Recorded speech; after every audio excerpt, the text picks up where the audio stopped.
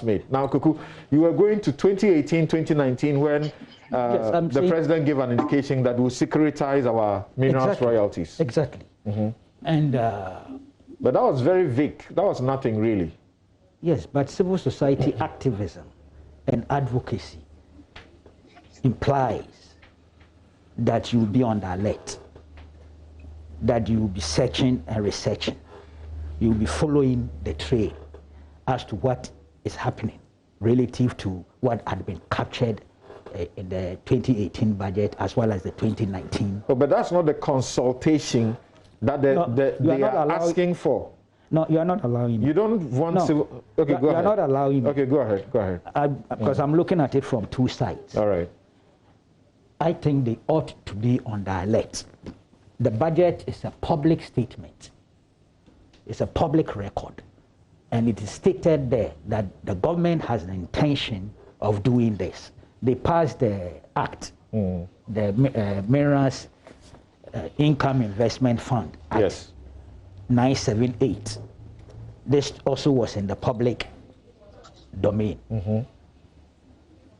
My view really. Passing the act didn't really mean, didn't have the details of what deal you were engaged in. That is why I say you are preempting me. I'm going step by step. But the act itself spoke of the creation of a special purpose vehicle. So the elements were there. In terms of actualization, yes, I agree, and that's why I was coming, that civil society organizations are very important. I consider them very critical. All right. And so I have no problem with civil society organizations calling for consultations and constructive engagement. The problem is when that call was made. To be honest with you, where we have reached, and I'm a realist, Parliament has passed the approved agreements. Yes. I'm not too sure that the call for suspension of this deal is realistic or sustainable. It is not going to happen. It comes with a lot of integrity challenges. The state, in this case the government, is dealing with so many organizations, both here and outside. They have proceeded to the extent where agreements have been approved by Parliament. The call for reversal, in my candid opinion, is not sustainable. But you see, what worries me is the reading of... Is it not something that gave rise to the call for reversal? That is what they say, the opacity with the process. But I'm unable to accept. Now wait, yeah. You refer to, and the finance minister said, this started as far back as 2018. Is that accurate? Because yes, the processes started in 2018 with the law and subsequently with the amendment of the law this year so that you can create this special purpose vehicle whose monies and things will not become, subject to question by state organizations.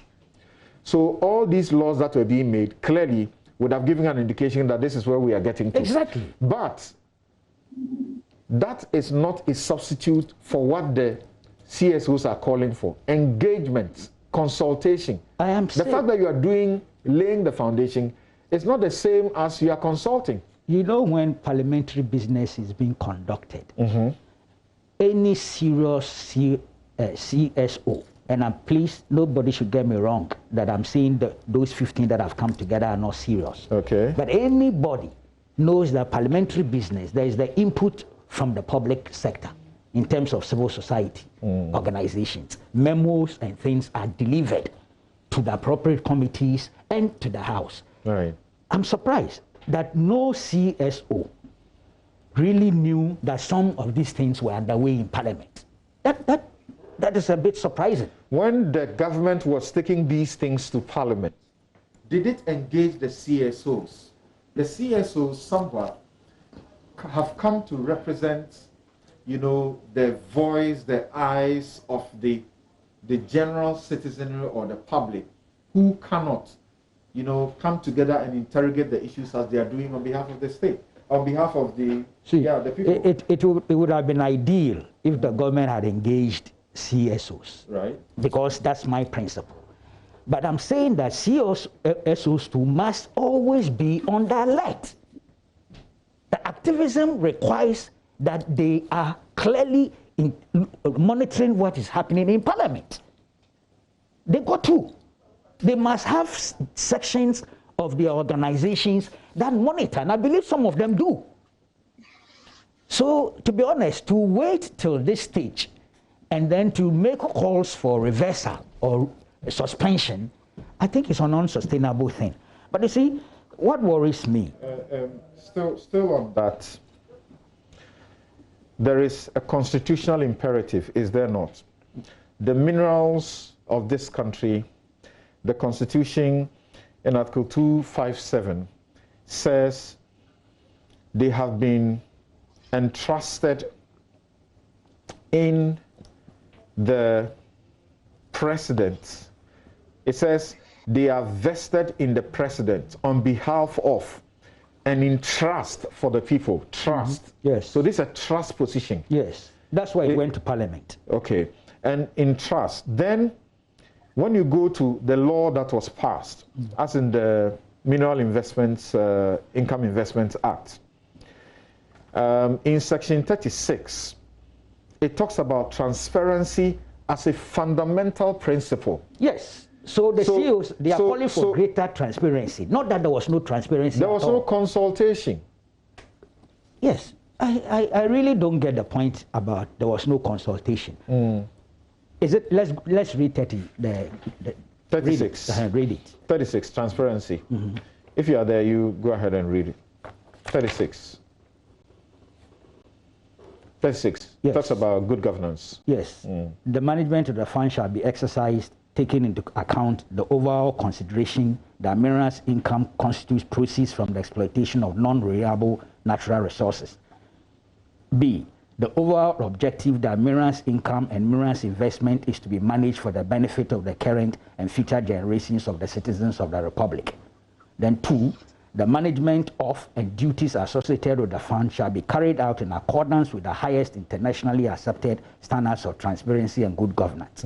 3, the minister, the board, and the advisory committee in performance of their functions under this act shall take the necessary measures to entrench transparency, accountability, and free access by the public to information. Right, and you could even stop there. Yes. And then you see that when the Attorney General was advising, the Attorney General averted their mind to the Right to Information Act. Yes. And said there were things they wanted to do that they needed to change because Ghanaians must have access to the information. Yes. And right now, all these records, all these things are the public records. They are in Parliament. All these records here are in Parliament, approved by our representatives. Of course, one section decided not to take part in approval, but that doesn't take away the fact that it was approved, sent to Parliament for consideration, deliberation, and approval. Would we have been here, the nation seized over a week discussing one issue, the ministry, government compelled, literally compelled, to take steps to explain these issues if we had gone through, the bottom-up approach, if you like? It's an option that could have been exercised. But my observation relative to some of these things, you remember when we embarked on divestiture of the Asante Gold, same things happened. Indeed, Dr. Jones Furata, incidentally, Ken's father, Professor Mao Sidake, the late, may he rest in peace, and then Kwame Sifri Ajay, they went to court, if you recall, 1994, battled the point about government reducing our stake from 55% to about 25%. Vodafone, Telecom, you remember, there were all sorts of things, demonstrations and the fact that we didn't need to do it. We've had a history of always having such controversies, even when you do consultations. My key point is that having read the Attorney General's advice, all the 5 put together, having gone through the parliamentary records, I find it difficult to buy into the perception or suspicion of some integrity deficit relative to this exercise. I find it very difficult. Does it come as a curious situation to you that a day after the Attorney General does the final work, Parliament is saddled with dealing with this thing? And does that give Parliament sufficient time? Good question. To do due diligence and play their role of oversight? It's a constitutional imperative. Indeed, that is one area I've always raised issues with. From 1993 to today, our parliaments have always been challenged with this particular situation, where volumes and volumes of documents are brought to them within the time and space being very constrained, and then they've been asked to pass. And this time they were rising. It's not new. It's not novel. Is it right? Looking at it's a bad practice. At this thing. It is a bad practice that has been going on for a long time. Indeed, they just come, they suspend the standing orders and take the process through within, because you should have brought it 48 hours before you could do that. Go and check the Hansard. It's a culture now, almost a subculture in our parliamentary practice. I don't endorse it. Indeed, yesterday I even had to send Randy on his program, Thursday, a copy of an extract from a Hansard when they were dealing with the Kaswa and Obichabilamti approval, 2nd October 2014. Madame Oslowusu Ekufu was complaining. She raised that point. And I made a point that you see, when they are in the majority, they are okay with it. When they go into the minority, they are not okay with it. It's a very bad practice that ought to stop. But you see, that is not an excuse for people to begin to generate suspicions and unfounded speculations. But that's rather a justification for the excuse, because it actually brings the suspicions. Yeah, but you see, but then that's why we've gone. You've seen the letters. Yes. Can you imagine the exchanges between the Attorney General and the Finance Ministry? I think any fair-minded person looking at the processes will commend the Attorney General for the job they did. But that tells you, so there was not like a consolidated executive position, let's manipulate something and throw it out there. All of that is in private. No, but these are the letters. These are public records now. We have them here. This is thing being done for future generations. Yes, I understand. But I'm saying that this shows, this exchanges, tells you straight away that there was not a conspiracy somewhere by a government to actually sell out the country. That's the point I'm making. Whose fault is it? Because now the government obviously has come under a certain pressure, and I will tell you that these would not have been leaked to anybody. Well, was it leaked? These are leaked. These are clearly leaked, and they are leaked so that they can assist the discussion to do away with the suspicions. Well, if we are talking government communication, it could have been avoided. If we are talking government communication, I'm sure you know my position on it. I've been very public that not just government, but the party too, the ruling party and the government in terms of communication. I think there's a certain level of deficit which ought to be addressed. But I'm saying that relative to this project, that is no basis. The inadequacies or perceived or real inadequacies of government communication is no excuse for somebody to come and tell me that, look here, there's a conspiracy to sell this country's resources to foreigners or anybody else. For instance, the question of tax haven. Yes, I know secrecy and all those things are there. But is it an unusual situation? Is this Agyapa group or the only group that would have done that? Talo Ghana Limited, are they not listed in Jersey? Are they not? Talo is not government of Ghana. No, I said Talo Ghana Limited. It's Ghana. No, you are not getting me. It's not an entity belonging to the Republic. Yes, but it is listed, it is doing business in Ghana. This entity is the Republic's property. Yes, and what is wrong with that? We own it. And for good reasons, it helps because it would not be... What is wrong, you ask, is about the levels of accountability. A private entity does not owe you the accountability that a public entity does. Yeah, but what I'm saying is that this this entity that is owned by us yes. will be engaged in businesses beyond the Ghanaian shores, wouldn't it? That's right. Yes. And are there no advantages for it to be listed in the tax haven? There are. There are advantages that come with it. Let me do this, and then you come to continue with this point. Bright, can you assist us with your research to understand something? You know, of course, tax havens, you know, have a certain reputation for being dodgy. But does that make them wrong? Because that is one major thing that is fueling the suspicion. And we are talking about over, is it 1,000 companies from over 60 countries that have been registered in Jersey and listed on the London Stock Exchange.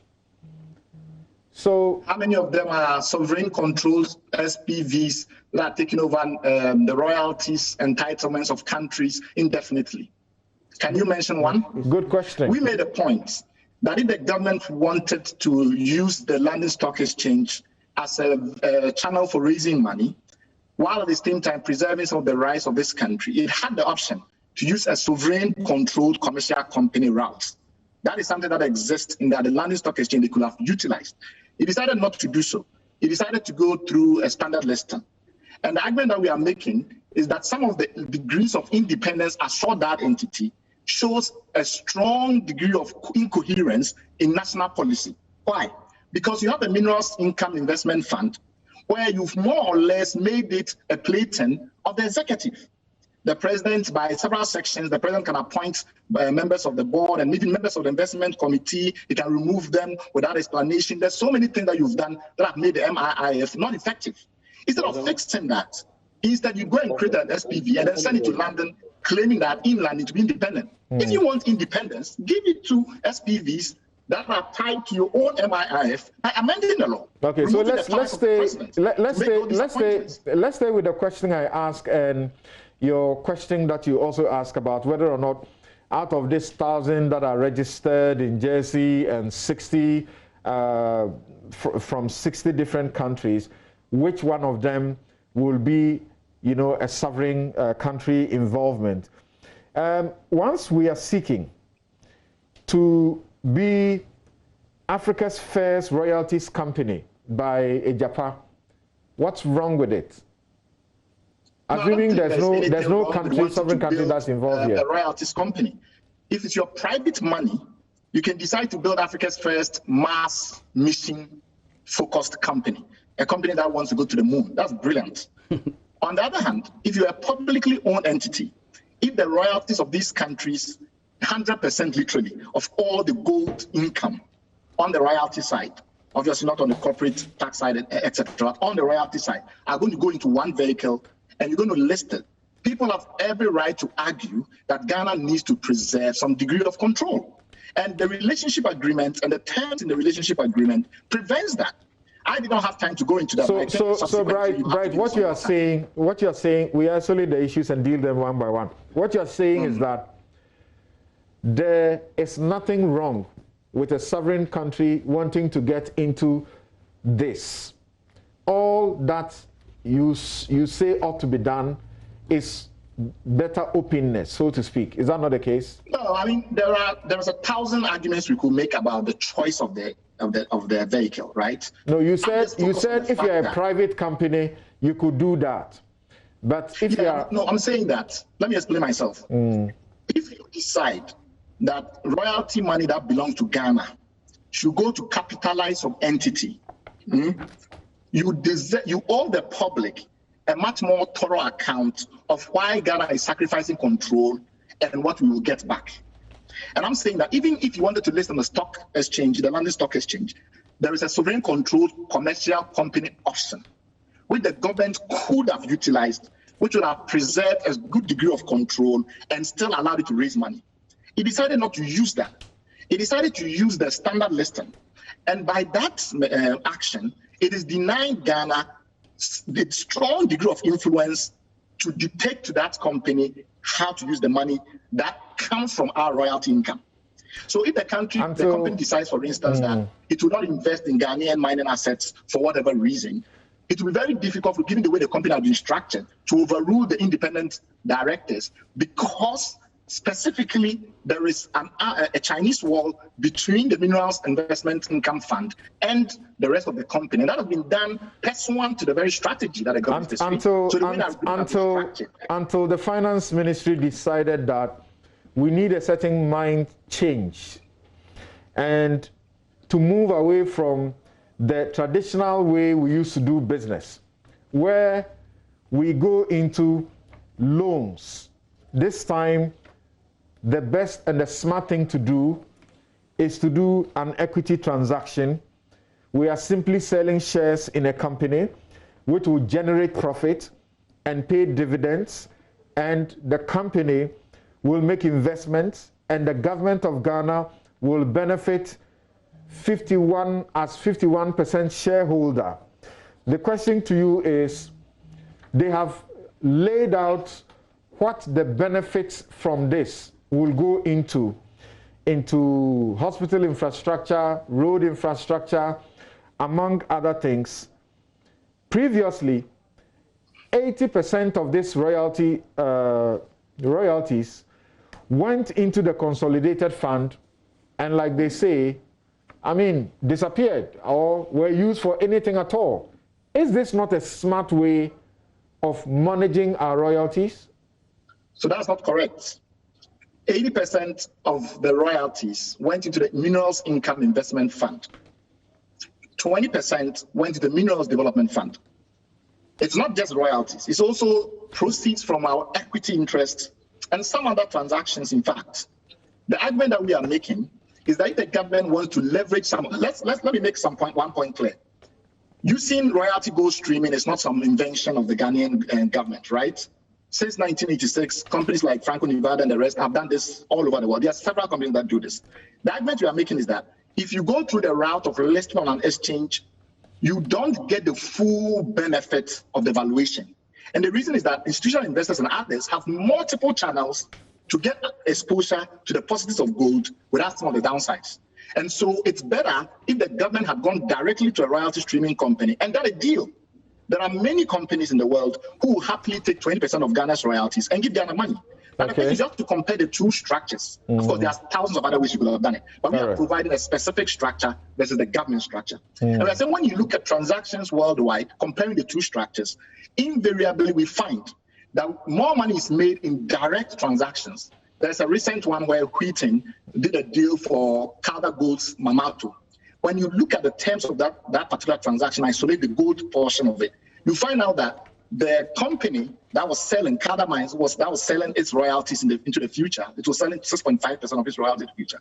That company made a much better deal from a valuation point of view than Ghana is making, almost 3 times. Okay. So when you do this type of technical analysis, you come to the conclusion that going to list, first of all, creating an SPV, getting very expensive advisors and banks in the UK, paying a huge amount of money to do the listing, and then getting a valuation that we think is lower than you could have got in the private market. It makes no sense to us. All right. You could very well have gone to the private markets, done the same deal. Thank you, Bright. Thank you, Bright. Thank you, Bright. Still stay with us.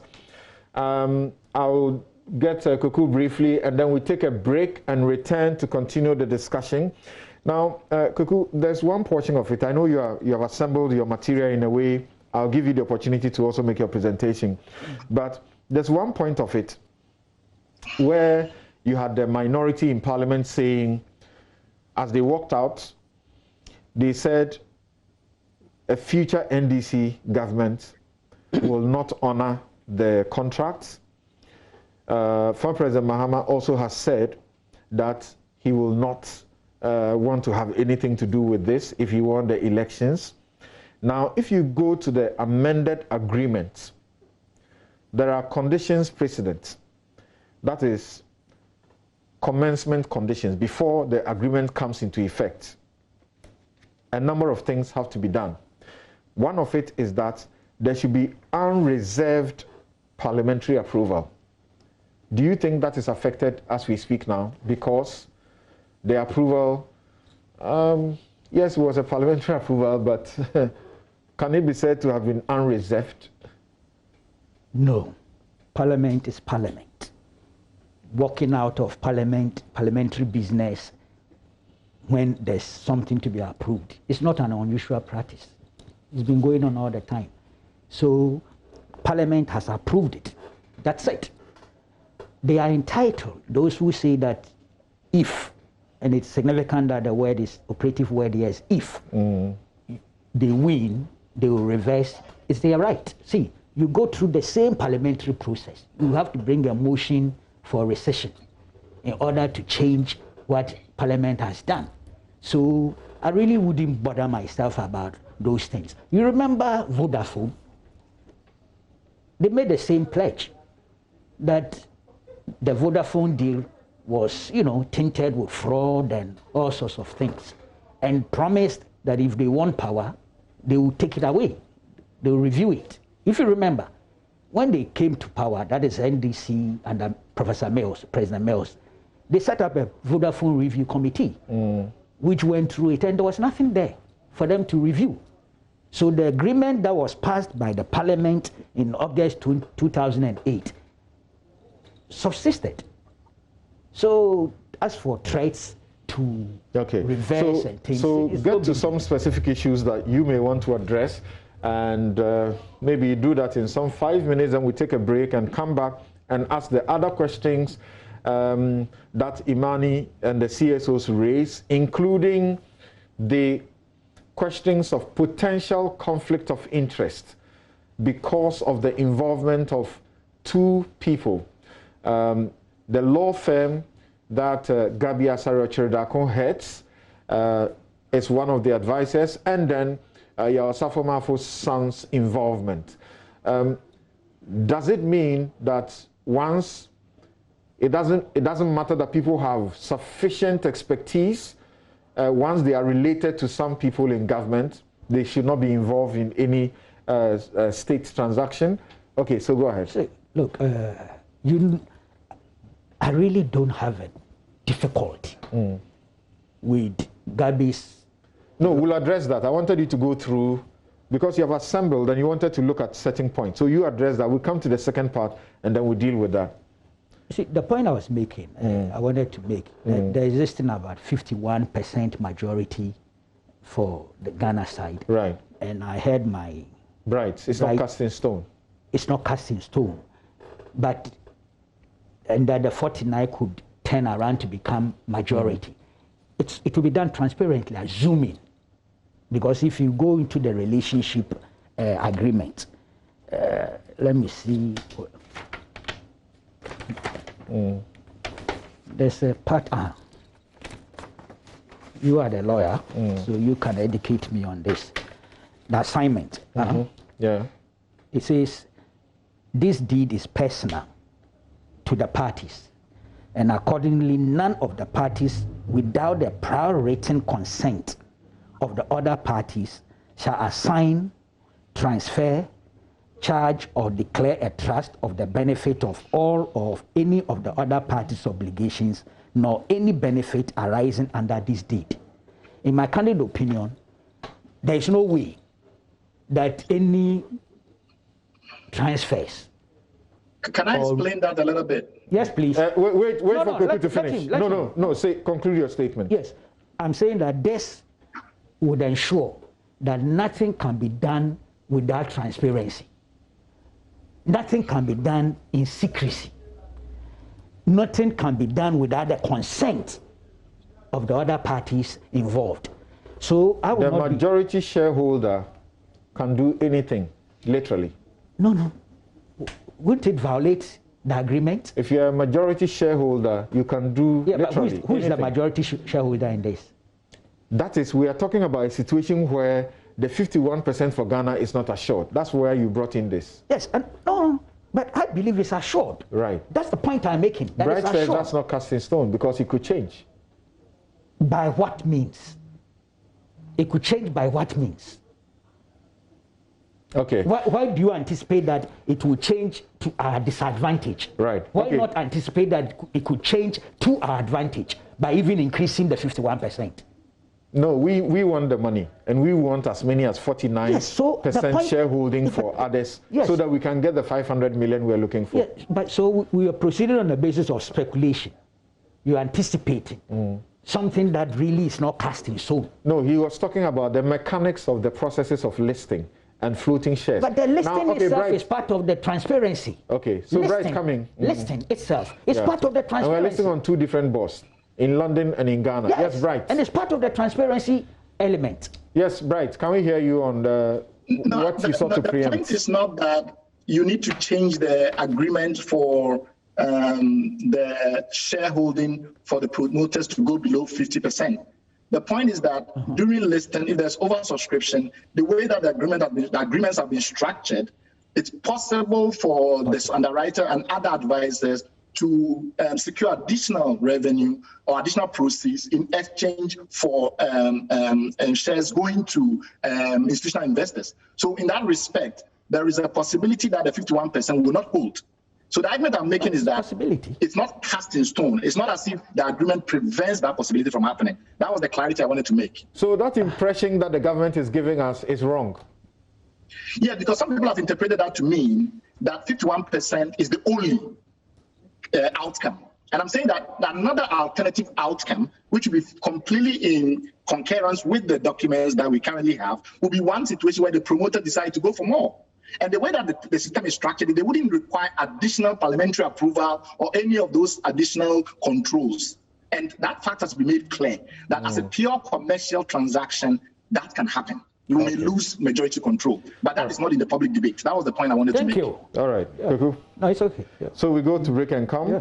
Right. So I need to say that Dr. Steve Manteau, we are reliably informed, is presently making a presentation at a program. He's unable to join us as originally advertised. But like I told you, there are other people who will be joining us in the course of this discussion. Kaisal Atufor-Singh, who is former Deputy Finance Minister and Ranking Member, Finance Committee of Parliament, will also be joining us. So we take a break, return to ask the questions, further questions, including about the potential conflict of interest, or what they say is conflict of interest, with a certain sort of agenda, personal and private. We'll be right back.